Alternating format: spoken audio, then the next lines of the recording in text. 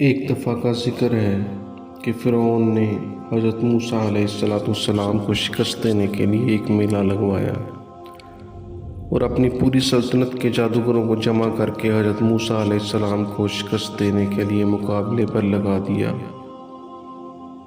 اس میلے میں جہاں لاکھوں انسانوں کا مجمع تھا، ایک طرف جادوگروں کا ہجوم اپنی جادوگری کا سامان لے کر جمع ہو گیا اور ان جادوگروں کی فوج کے مقابلے میں حضرت موسیٰ علیہ السلام بھی تنہا ڈٹ گئے۔ جادوگروں نے فرعون کی عزت کی قسم کھا کر اپنے جادو کی لاٹھیوں اور رسیوں کو پھینکا اور ایک دم وہ لاٹھیاں اور رسیاں سانپ بن کر پورے میدان میں ہر طرف پھنکاریں مارنا شروع ہو گئیں۔ پورا مجمع خوف و ہراس میں بدحواس ہو کر ادھر ادھر بھاگنے لگا۔ فرعون اور اس کے تمام جادوگر اس کرتب کو دیکھ کر فتح کے گھمنڈ اور غرور کے نشے میں بدمست ہو گئے اور خوشی سے تالیاں بجا بجا کر اپنی مسرت کا اظہار کرنے لگے۔ اتنے میں حضرت موسیٰ علیہ السلام نے اللہ کے حکم سے اپنی مقدس لاٹھی کو ان سانپوں کے ہجوم میں ڈال دیا تو یہ لاٹھی ایک بہت بڑا اور نہایت ہیبت ناک اژدہا بن کر جادوگروں کے تمام سانپوں کو نگل گئی۔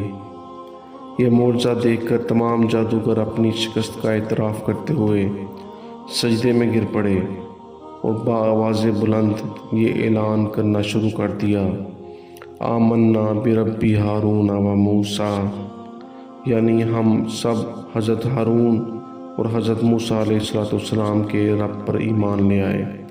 قرآن مجید نے اس واقعے کا ذکر کرتے ہوئے ارشاد فرمایا، سورہ طٰہٰ میں ہے: جادوگر بولے، اے موسیٰ، یا تو آپ اپنی چیز ڈال دیں یا ہم ہی پہلے ڈالنے والے ہو جائیں۔ موسیٰ علیہ السلام نے فرمایا، بلکہ تم ہی ڈال دو۔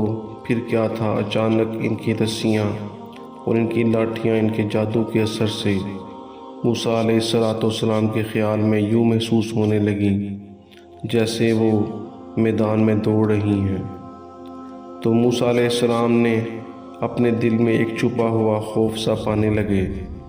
ہم نے موسیٰ علیہ السلام سے فرمایا، خوف مت کرو، بے شک تم ہی غالب رہو گے، اور تم اس لاٹھی کو جو تمہارے داہنے ہاتھ میں ہے زمین پر ڈال دو، وہ اس فریب کو نکل جائے گی جو انہوں نے بنا رکھا ہے۔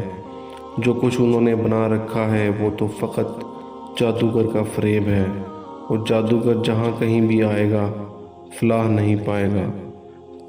بس ایسا ہی ہوا اور سارے جادوگر سجدے میں گرا دیے گئے، کہنے لگے، ہم ہارون اور موسیٰ علیہ السلام کے رب پر ایمان لے آئے۔